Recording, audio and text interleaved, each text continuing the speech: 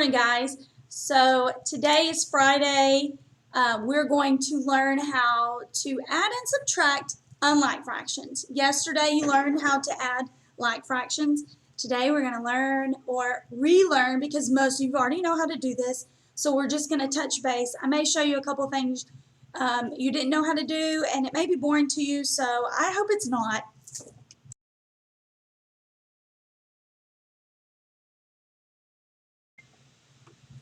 Okay, so we're going to start with this example first, and I'm just going to show you the way I do it. And I wanted to say this real quick for everyone. Some of you have had me before, most of you have had me before in class, and then there's some of you that haven't had me in class.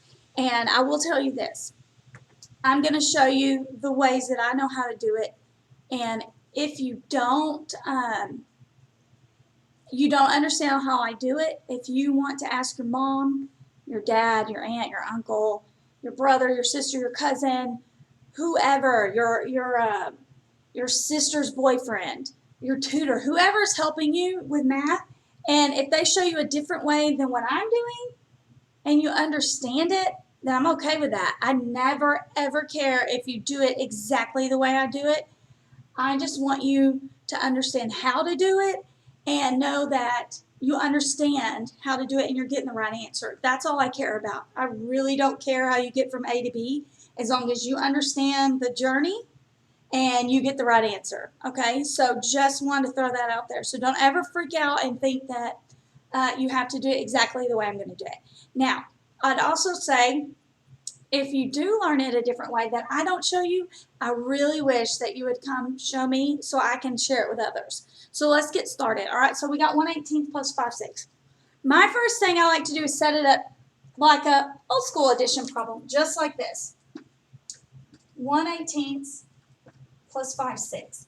And the reason I do this is because these are not the same bottom number. And we know yesterday that if they have the same bottom number, you just added the numerators. Okay, these are denominators, by the way. I do know my vocabulary. All right, so in order to add or subtract fractions, we have to make them look alike. Their denominators have to be the same. These denominators aren't the same. So a really easy way is to take the smaller number and say, is there anything times this number that will get me this number? And there is. 6 times 3 is 18, right? Okay, so I'm going to manipulate this fraction. Okay, and this is how I do it. 6 times 3, and what I do to the bottom, I got to do it to the top, okay? That's a big algebra rule. You'll have it next year. You'll have it for the rest of this year. You've probably already heard it. When you do the bottom, you got to do the top. When you do the left, you got to do the right, okay? So I've got to, what I'm doing to the bottom, I'm doing it to the top, okay? So 6 times 3 is 18, and 5 times 3 is 15, okay? All right. Now, I don't have to do anything to this. So I can just do like this, or you could do 1 over 1, multiply by 1 over 1, because anything times 1 is itself. That's a preference, whatever you want to do. So now I can add my numerators. 1 and 15 is 16. So my answer is 16 over 18. But we know that's not in simplest form because these are two even numbers. So we know that we can for sure divide by 2 because they're both even. 16 divided by 2 is 8, and 18 divided by 2 is 9. So my answer is 8/9, okay? All right, so if you have a question on this, pause it, raise your hand. Okay, so we're going to do another example. Okay.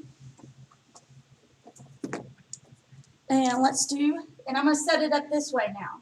Let's do 7/8 minus 1/6, okay? Okay, so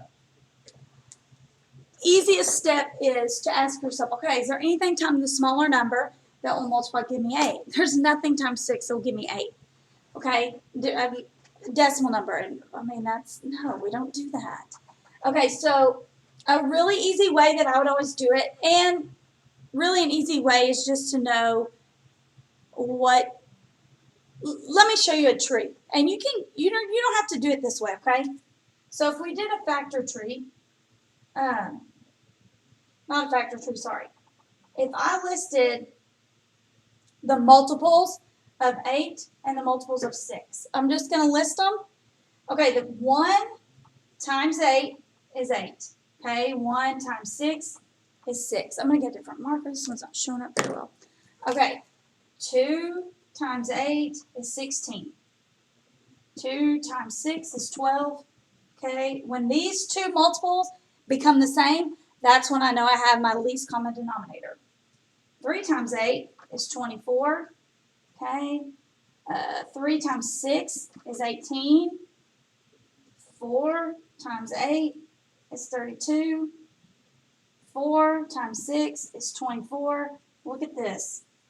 That is my common denominator, 24. Okay, now you don't have to do it this way, guys. If you mentally know that 8 times 3 is 24 and 6 times 4 is 24 and you don't want to do this stuff, I'm fine with that. Okay, so we know that our common denominator is 24. This is just how I do it. You do not have to do it this way, guys.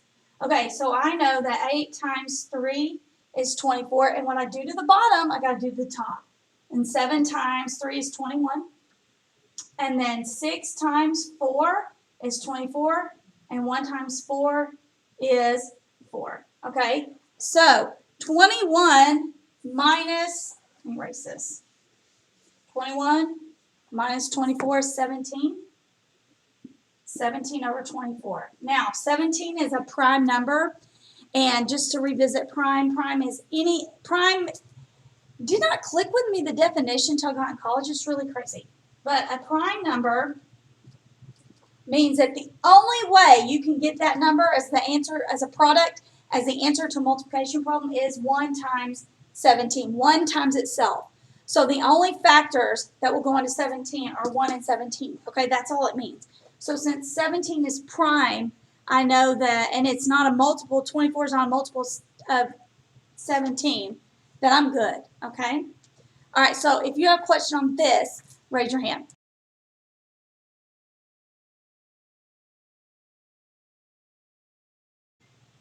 Okay, next we're going to go to when we have three add-ins or, three add-ins, okay? So we have 2/3 plus 4/15 plus 1/5. Now, I can do this in multiple ways. I can add 2/3 and 4/15 and then add 1/5. Or I can look at the denominators and see, okay, is there one that they all share? And that's what I'm going to do, okay? So I'm going to do my factor tree, whatever thing, multiple tree. Wait, Miss Mitchell, why'd you put 4? 15 is my largest one, and then we have 5. Okay, when I got these from the denominators, okay?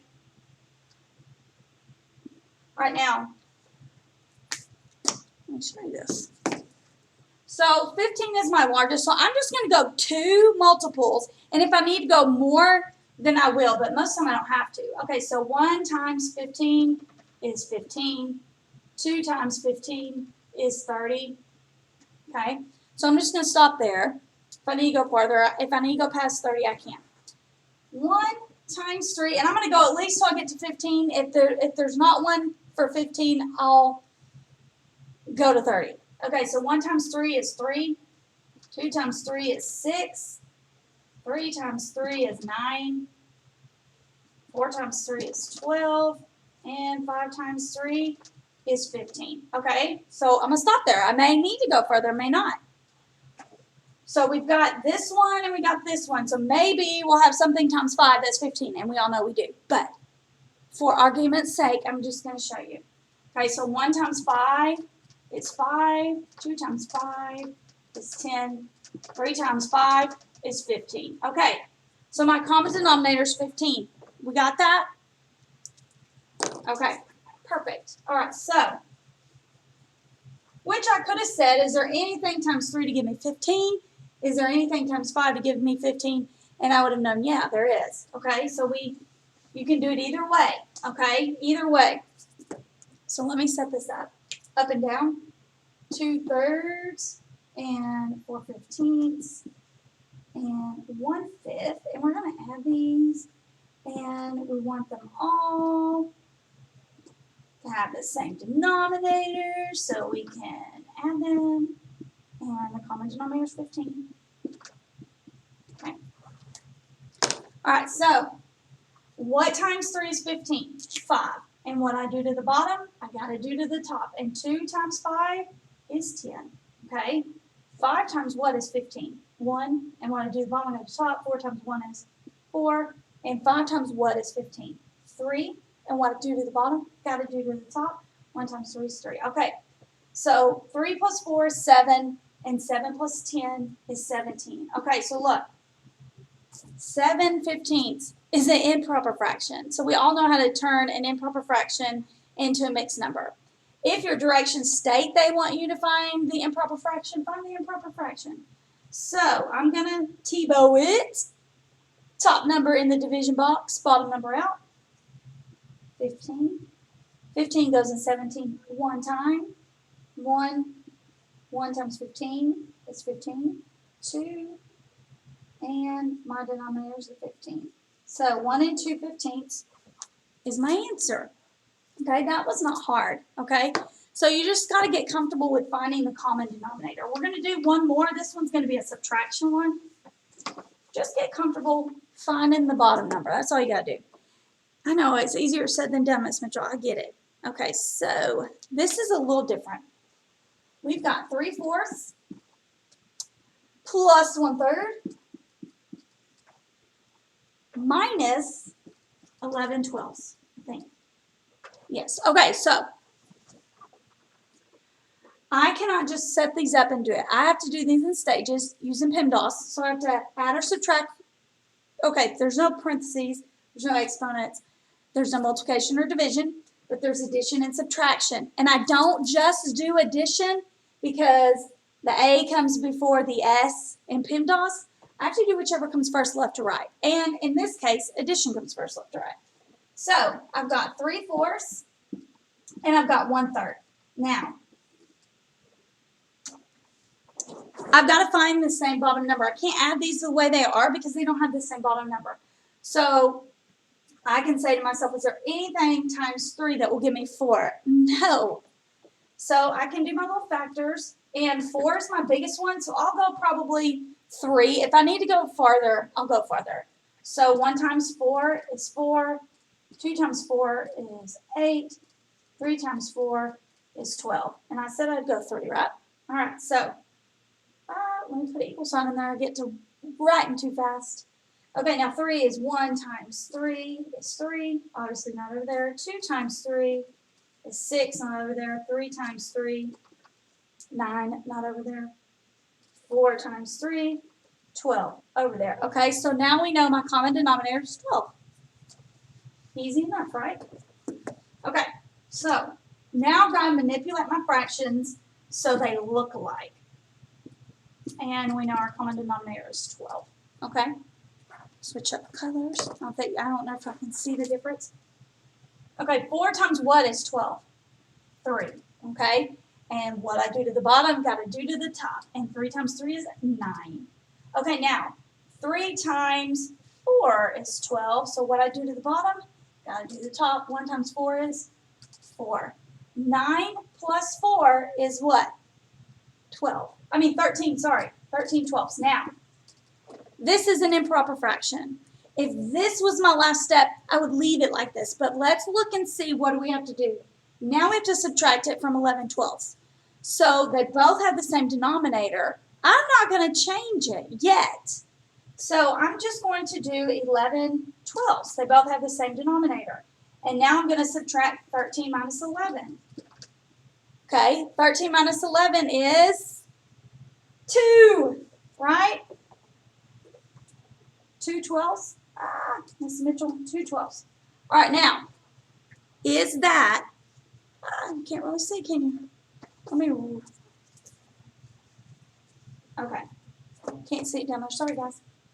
Okay, 2/12. 2/12 is what I got when I subtracted 13/12 minus 11/12. Now, these are even number on top of even number. So I have to reduce, or I'm sorry, simplify is what they use now. Back when I was in school, we called it reducing. So we're going to simplify our answer, and these are both even numbers, so I'm just going to stick with the even number and do 2. 2 divided by 2 is 1. And 12 divided by 2 is 6. So my answer in the simplest form is 1/6. So if you have a question on that, pause the video, raise your hand. I'll be more than happy to help you.